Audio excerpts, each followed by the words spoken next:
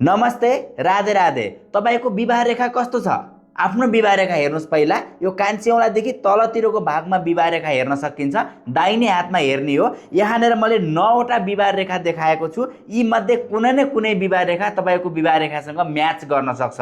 पहिला आफ्नो विवाह रेखा हेर्नुस् र कति नम्बर हो आफूले छनौट गर्नुस्। त्यसपछाडि म हजुरलाई आज यी विवाह रेखासँग सम्बन्धित भविष्यवाणी भनिदिने छु। तपाईको विवाह पछाडिको लाइफ कस्तो रहनेछ, डिभोर्सको योग छ कि छैन, अचानक विवाह सम्बन्ध विच्छेदको योग छ कि छैन, लभ अफेयर के कतिवटा रहनेछ भन्ने कुरा आज थाहा पाउनुहुनेछ। एकदमै सर्टकट भिडियो बनाएको छु। यहाँनिर 1 नम्बरमा हजुरले देख्न सक्नुहुनेछ, यसरी डाउन तलतिर गएर यो हार्ट लाइनलाई टच गरेको तपाईको विवाह रेखा छ भने यस्तो विवाह रेखाले डिभोर्सको योग दिने गर्छ। अर्थात् तपाईले लभ अफेयरमा फस्नु भएको थियो, लभ गर्नुभएको थियो, एकदमै ट्रु लभमा हुनुहुन्थ्यो भने पनि उक्त लभ सक्सेस नरहने योग रहन जान्छ। सुरुको लभ सक्सेस हुँदैन भनेर बुझ्दा पनि हुन्छ। कसैको तलबाट टच गरेको हुन्छ भने कसैको माथिबाट टच गरेको हुन्छ। तलबाट टच गरेको छ भने सकभर लभ अफेयर नै बिग्रिन्छ भनेर बुझ्न पर्यो। अलि माथि गएर 1-2टा रेखा पछाडि नै तपाईको टच गरेको छ भने यस्तो अवस्थामा तपाईको डिभोर्सको योग लगभग 100% हुन्छ भनेर बुझ्न सकिन्छ। हुन त अन्य रेखा पनि हेर्नुपर्छ, यसले लगभग डिभोर्सको योग तपाईको बनाइदिन्छ।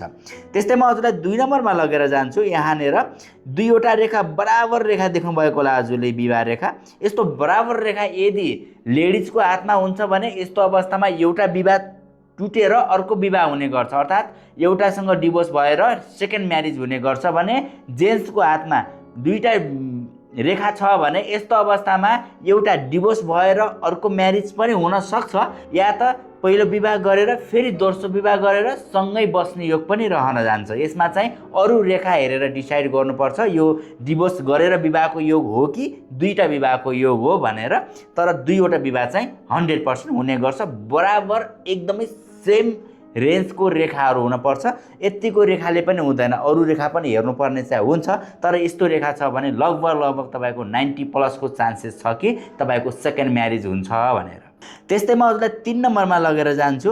यहाँनिर विवाह रेखा यसरी अगाडि गएर माथि गएर यो लाइनलाई टच गरेको छ। यसरी माथि गएको पनि भएन है, टच गरेको छ भने यस्तो अवस्थामा म्यारिज हुँदैन, तपाईले विवाह गर्नु हुँदैन भनेर बुझ्न सकिन्छ। कतिपयको केसमा के हुन्छ भने तलतिर सानो सानो रेखाहरू चाहिँ हुन्छ र माथि गएर यो अचानक टच गरेको हुन्छ। यस्तो अवस्थामा तपाईको लभ पर्छ, लभ अफेयरमा बस्नुहुन्छ, तर पनि तपाईको पछिल्लो समयमा विवाह हुँदैन, तपाईले विवाह गर्नु हुँदैन भनेर बुझ्न सकिन्छ। यस्ता व्यक्तिहरूको विवाह हुँदैन भन्दा पनि हुन्छ। त्यस्तै म हजुरलाई 4 नम्बरमा लगेर जान्छु। यहाँनिर सिधा विवाह रेखा आयो र यहाँनिर लास्टमा एउटा एप चिन्ह बनायो, गोलो चिन्ह, यस्तो खालको चिन्ह बनाएको तपाईको पनि विवाह रेखा छ भने यस्तो अवस्थामा विवाह गरेको सुरुमा तपाईको लाइफ एकदमै ठिकठाक रहने गर्छ, मजाको जिन्दगी चल्ने गर्छ। जब तपाईको विवाह भएको केही वर्ष बित्छ, अर्थात् 10 वर्ष, 15 वर्ष, 20 वर्ष बित्छ, त्यस पछाडि तपाईको सम्बन्धमा चाहिँ एकदमै धेरै नकारात्मक असरहरू पर्न थाल्छ। तपाईको सम्बन्ध बिग्रिन थाल्छ दुई जनाको, र लास्टमा गएर उमेरको लास्ट भागमा चाहिँ यस्तो अवस्थामा डिभोर्सको योग रहने, सम्बन्ध विच्छेद भए पनि विवाह नगरेर बस्ने योग पनि रहन जान्छ, किनभने यो लास्टमा एप साइन बनेको छ। यस्ता व्यक्तिहरूको सम्बन्ध लास्टमा गएर बिग्रिने गर्छ। अर्थात् 2 जना पति पत्नी बिचमा एकदमै ठुलो झगडा उत्पन्न हुने, लाइफ राम्रो नरहने पछिल्लो समयमा देख्न सकिन्छ। यस्तो खालको यदि तपाईको एप चिन्ह विवाह रेखामा छ भने यसलाई राम्रो चिन्ह मानिँदैन। त्यस्तै हजुरको 5 नम्बरमा लगेर जान्छु। यसरी सिधा अगाडि विवाह रेखा गयो र यहाँनिर करसको चिन्ह बन्यो भने अगाडि उमेर बढ्दै जाँदा अचानक डिभोर्सको योग सुरु हुने, या त 2 जना बिचमा केही न केही टकराव हुने, टाढा हुने योगहरू रहन जान्छ। यस्तो अवस्थामा अचानक एक्सिडेन्टली बन्ने योग भएको कारणले गर्दाखेरि यसलाई त्यति राम्रो योग चाहिँ मानिँदैन।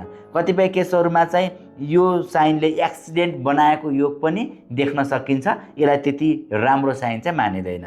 त्यस्तै हजुरको मैले 6 नम्बरमा लगेर जान्छु। यसरी विवाह रेखा 2 मुखी भयो अगाडि गएर भने के हुन्छ होला त? यस्तो खालको 2 मुखी विवाह रेखा पनि भयो भने यो विवाह रेखाले लामो समयसम्म सम्बन्ध चाहिँ टिकाउँछ, एकदमै राम्रो सम्बन्ध चल्ने गर्छ। जब तपाईँ उमेर बित्दै जान्छ, 10-15 वर्ष बित्दै जान्छ, तब दुईजना बिचमा चाहिँ मनमुटाव सुरु हुन्छ। एउटाको विचार अर्कोसँग नमिल्ने, अर्काको विचार अर्कोसँग नमिल्ने हुन्छ, जस कारणले गर्दाखेरि यिनीहरू सँगै बसे तापनि यिनीहरूको मन एकै ठाउँमा हुँदैन, अलग अलग बाटोमा चल्छन्, अलग अलग बाटोमा हिँड्छन्, एक अर्कालाई केयर गर्दैनन्। यिनीहरूको डिभोर्स भएको जस्तै सम्बन्ध रहने गर्छ, तर नेक्स्ट विवाह हुने चान्सेस कम रहने गर्छ दुईजनाकै। त्यस्तै म तपाईँको 7 नम्बरमा लगेर जान्छु। यहाँनिर यसरी एउटा रेखा आयो र बिचमा कोठीको चिन्ह बन्यो। यस्तो अवस्थामा पनि यो विवाह रेखालाई राम्रो मानिँदैन। यस्तो विवाह रेखामा नेक्स्ट व्यक्तिको आँखा लाग्ने गर्छ।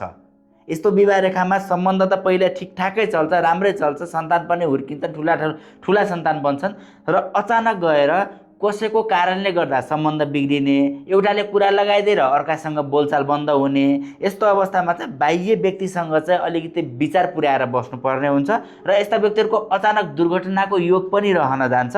अलिकति विचार गर्नुपर्ने रेखा पनि हो र यस्तो खालको रेखाहरू भएको व्यक्ति या त्यस्तो खालको कोठी भएको व्यक्तिले नेक्स्ट व्यक्तिका कुराहरू सुन्नु हुँदैन। यिनीहरूले चाहिँ घरबार टुटाउने योग रहन जान्छ। त्यस्तै म 8 नम्बरमा लगेर जान्छु। यो परायको हातमा देख्ने गरिन्छ। यहाँनिर मसिना रेखाहरू तलतिर र माथि एकदमै ठुलो रेखा भएको देख्न सक्नुहुनेछ हजुरले। यस्तो खालको पनि विवाह रेखा तपाईँको छ भने सुरुमा सानो समयसम्म लभ अफेयरको योग रहन सक्छ, छोटो अवधिमा लभ पर्न सक्छ र पछिल्लो समयमा गएर विवाहको योग रहन जान्छ भन्ने हो। र योदेखि माथितिर रेखाहरू छैनन् भने विवाह पछाडि यस्ता व्यक्तिको जिन्दगी अत्यन्तै राम्रो रहने गर्छ, विवाह पछाडि सुध्रिने गर्छन् भनेर बुझ्न सकिन्छ। पहिले लभ गर्दै छोड्दै गरेका व्यक्तिहरू विवाह पछाडि अचानक सुध्रिने योग रहन जान्छ। यस्तो खालको विवाह रेखा भएको अवस्थामा विवाह पछाडि लभ अफेयरमा फस्दैनन् यिनीहरू। त्यस्तै हजुरको म 9 नम्बरमा लगेर जान्छु। सबैभन्दा ब्युटिफुल, सबैभन्दा सुन्दर, सबैभन्दा ह्यान्डसम के भनौँ होइन, सबैभन्दा राम्रो विवाह रेखा भनेको यो विवाह रेखा हो। यसरी अगाडि गएको छ, हल्का नुगेको छ। यस्तो खालको विवाह रेखा भएको व्यक्तिहरू अत्यन्तै सुन्दर हुने गर्छन्। यिनीहरूको लाइफ सुन्दर बित्ने गर्छ। यिनीहरूको जीवनमा कहिल्यै पनि झगडा उत्पन्न हुँदैन। तर माथि रेखा हुनु भएन है, एउटा मात्रै रेखा भएको हुन पर्यो। फेरि यस्तो छ भने अत्यन्तै राम्रो विवाह रेखा मान्ने गर्छु मैले। 2-4वटा झगडा पर्ला, सानोतिनो कुरामा मनमुटाव रहला, तर यस्तो विवाह रेखा लङ टाइमसम्म टिक्ने गर्छ। एक अर्काप्रति बाँच्ने गर्छन् यिनीहरू। अत्यन्तै सुन्दर विवाह रेखा। यस्ता व्यक्तिहरूले राम्रो पैसा पनि कमाउँछन्, धन आर्जन राम्रो हुन्छ, विदेश गए यिनीहरूको जीवन पनि एकदमै सकारात्मक उच्च लेभलमा हुन्छ, पैसा अति राम्रो कमाउने गर्छन् विदेशबाट। अत्यन्तै सुन्दर सान मान्ने गर्छु मैले 9 नम्बरको। कतिपयको केसहरूमा के हुन्छ, यो विवाह रेखा अलि झुकेको पनि हुन्छ। कतिपयको केसहरू यसरी झुकेको हुन्छ, तल चाहिँ टच नगरेको र झुकेको।